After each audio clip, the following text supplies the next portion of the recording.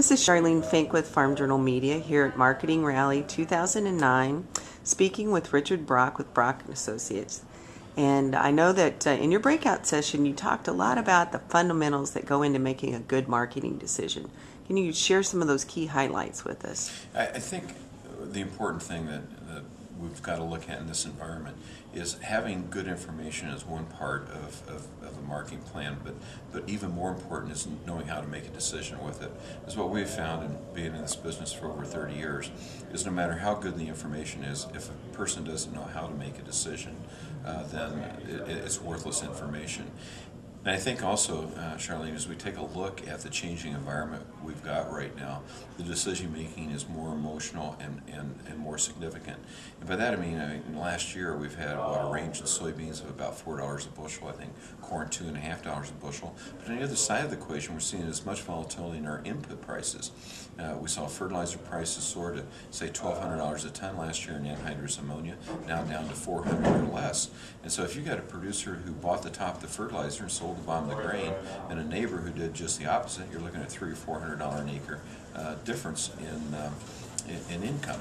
And so I think the key point here is having some guidelines in a marketing plan. How do you make a decision? In other words, have an established goal. Do you rely on both fundamental and technical analysis? How do you make a decision? How important is profit only? How important is price only? Do you want to have a certain percent of the crop sold at a certain time of the year? And to recognize that in a market like we're in right now that is so overinflated by the index funds, it can come just as deflated as possible. And we're looking at an environment right now where farmers can lock in very good profits for 2010 in corn and soybeans. If I'm a risk manager, these are markets I want to be doing something in now. I want to wait to spring, wait for a spring rally. We've had a $1.30 rally in corn. That's a lot. And I think these are markets to be taken advantage of right now.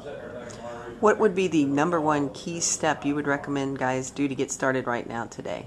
Well, I think a person has to be aggressive in both corn and soybeans right now, whether they're doing cash contracts, futures, options, hedge to rise, whatever tool they feel comfortable with. And I think the key thing they need to be watching for an indication in this market is what the index funds are doing and the regulations on index funds, because the market is essentially controlled by one index fund right now. And it has its largest percent of assets in crude oil. So as crude oil goes, so goes the corn and soybean market right now. And just like happened in 2008 when we had a crash in crude oil carried over in corn and soybeans, to me it's inevitable we're going to have the same thing happen sometime within the next 16, 18 months. It could be starting right now, it could be starting in 6 months, but we're set up for the same type of scenario we had in 2008, only I think this time it's going to be a lot worse. What do you think the biggest window of opportunity is ahead for marketers? Well, I think your best window is right here in the month of December, to be honest. This thing could be pretty much over by the end of January. And then, depending on how far the market breaks, we could be looking at a spring rally, but the spring rally could come from price levels much lower than where we're trading at right now. And so, I think in this kind of environment, you got to do something right now. Do 25 or 30% of the crop and hope you're wrong, so that you got a higher place to sell the other 75%. But to be lightly sold, I think, in new crop corn and beans right now is a very dangerous position and not very good risk management with the profitable levels that we have. Terrific. We appreciate you being here with us, and if you'd like to learn more about Richard and his opinions and the information that he provides, you can check his website. Thanks a lot.